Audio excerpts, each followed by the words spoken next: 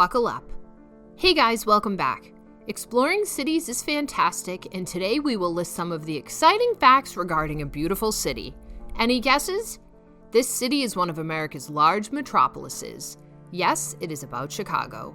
The compelling facts don't conclude in just a few numbers, but here we will tell you about the top 15 surprising facts. So stay tuned till the end to get surprised by these facts.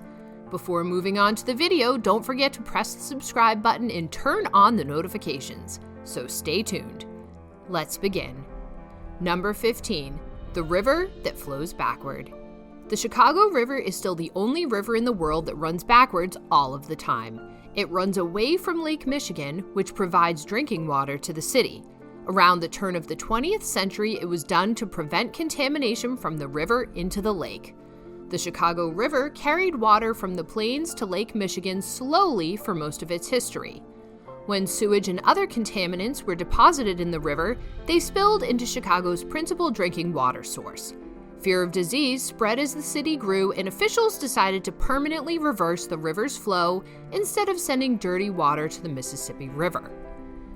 Between the Chicago River and the rivers that drain into the Mississippi, a 28-mile-long canal was built.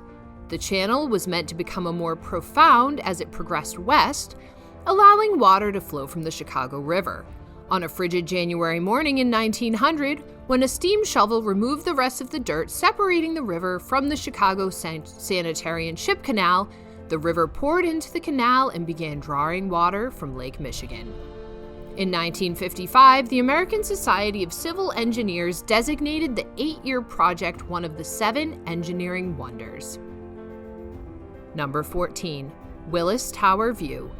On a clear day, you can view 4 states from the top of Willis Tower, still known as the Sears Tower by locals: Illinois, Indiana, Wisconsin, and Michigan. When talking about Willis, we should take a look at its history. Willis Tower sits at the heart of downtown Chicago and represents the future of work and recreation. The 110-story building is one of the world's highest and the second tallest in North America, making it impossible to overlook when admiring the city's skyline. Number 13, Ferris wheel. The Ferris wheel was invented in Chicago in 1893 for the World's Columbia Exposition. For the first time in America, the Ferris wheel created by G.W.G. Ferris, a Pittsburgh engineer in a dazzling new wonder, electricity, were shown. Electricity had been presented and used during the Paris Exposition of 1889, but most Americans were still unfamiliar with it in 1893. Number 12, birth of Walt Disney. The man is the pioneer of cartoon characters, Walt Disney's birthplace in Chicago. In a peaceful residential neighborhood just outside of downtown Chicago, Illinois, on the corner of Tripp Avenue and Palmer Street, is a modest family home. Flora and Elias Disney, Walt and Roy Disney's mother and father, designed and built this mansion. Walt and Roy were both born in this house and lived there until they were 4 and 12 years old, respectively. Number 11, world's first modern skyscraper. The home insurance building, the world's first skyscraper, was built in Chicago in 1885. It is the first tall structure supported both inside and outside by a fireproof structural steel frame, but reinforced concrete was also used. It is often regarded as the world's first skyscraper. The structure was built in 1885 and dismantled 46 years later in 1931. Number 10, Batman's Gotham set inspired by Chicago. Chicago inspired Batman's Gotham City, and several recent films were shot there. Gotham and Metropolis were both modeled after New York City in the comic books.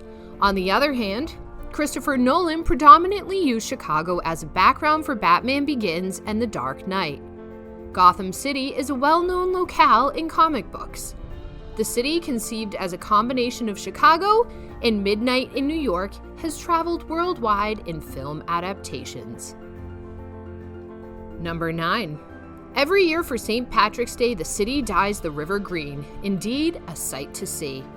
St. Patrick's Day is celebrated differently in Chicago than anywhere else in the world. The city marks the occasion by dyeing the Chicago River emerald green.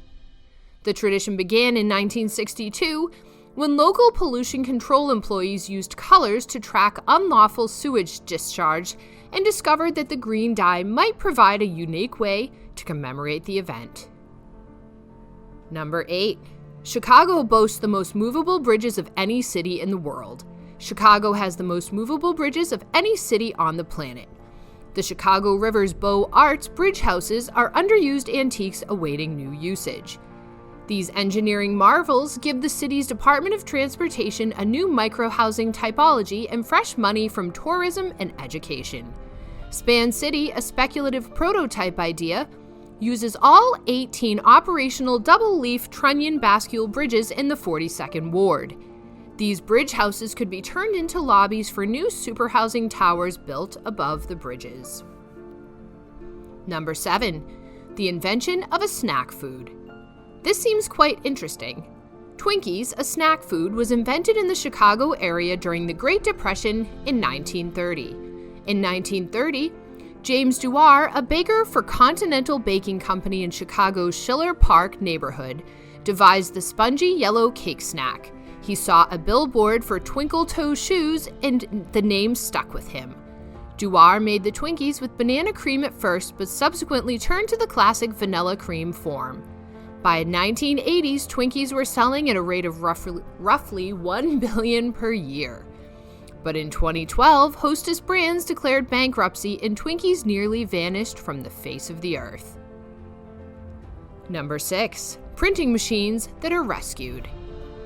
As the Great Chicago Fire raged through the city in 1871, William Rand and Andrew McNally buried 2 ticket printing machines in the sand to save them.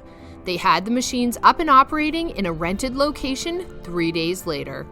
Andrew McNally and William Rand formed Rand, McNally and Company, taking over the Chicago Tribune's printing shop and agreeing to print tickets and timetables for Chicago's thriving railroads, the nation's premier railroad hub. Number 5. The Great Fire of 1871. The only prominent structure left after the Great Fire of 1871 was the Chicago Water Tower and Pumping Station, which remains on North Michigan Avenue on the Magnificent Mile. The water tower is now used as a gallery, housing the City Art Museum. The Great Fire of 1871 wrapped around the Chicago Water Tower and the nearby pumping station, but neither was significantly damaged because they were built with little or no wood. Number 4. Historic Highway. Route 66 is a historic United States route that extends 2,400 miles along the Pacific Coast from Chicago, Illinois to Santa Monica, California. It travels about 2,400 miles, 3,900 kilometers, through 8 states, passing through Illinois, Missouri, Kansas, Oklahoma, Texas, New Mexico, Arizona, and California from east to west. Compared to transcontinental highways such as the Lincoln Highway and the U.S. Highway 40, Route 66 is not the oldest or longest road in America. This portion of the National Highway, on the other hand, was unique in that it was at the shortest year-round route from the Midwest to the Pacific Coast. It slashed the distance between Chicago and Los Angeles in half, making the road popular with thousands of westbound passengers in the decades since. Number 3. First planetarium in the Western Hemisphere. The first in the Western Hemisphere, Adler Planetarium, opened in Chicago in 1930. The Adler Planetarium, the Western Hemisphere's first planetarium, opened to the public. Max Adler, a Chicago businessman, donated cash for the museum's construction, a Zeiss projector, and the Mensing collection of astronomy instruments. Number 2. The Windy City. The nickname the Windy City does not refer to the chilly breezes that blow in from Lake Michigan. The name comes from an 1870s article that described the city's officials as full of hot air because of their pompous demeanor. It's not the weather. There are several theories to explain the moniker. Still, the one I believe is most accurate is based on the Chicago politicians who were always saying something and rarely shut up. A significant newspaper adopted the term Windy City in a headline to characterize the citywide political ailment of diarrhea of the mouth. The moniker stayed. Number 1. The Debate. The first televised presidential debate in U.S. history took place in Chicago in 1960 between Senator John F. Kennedy of Massachusetts and Vice President Richard Nixon. The 1960 United States presidential debates were a series of discussions between Democratic nominee John F. Kennedy and Republican contender Richard Nixon during 1960 presidential election. The 4 presidential debates were the first of their kind for a presidential election. The next presidential debate did not occur until 1976, after which time debates became a regular fixture of all presidential elections. We are sure that you guys are amazed by these facts, so for more videos like this, do subscribe to our channel, and also please hit the like button and share this video. Let us know your opinions in the comments.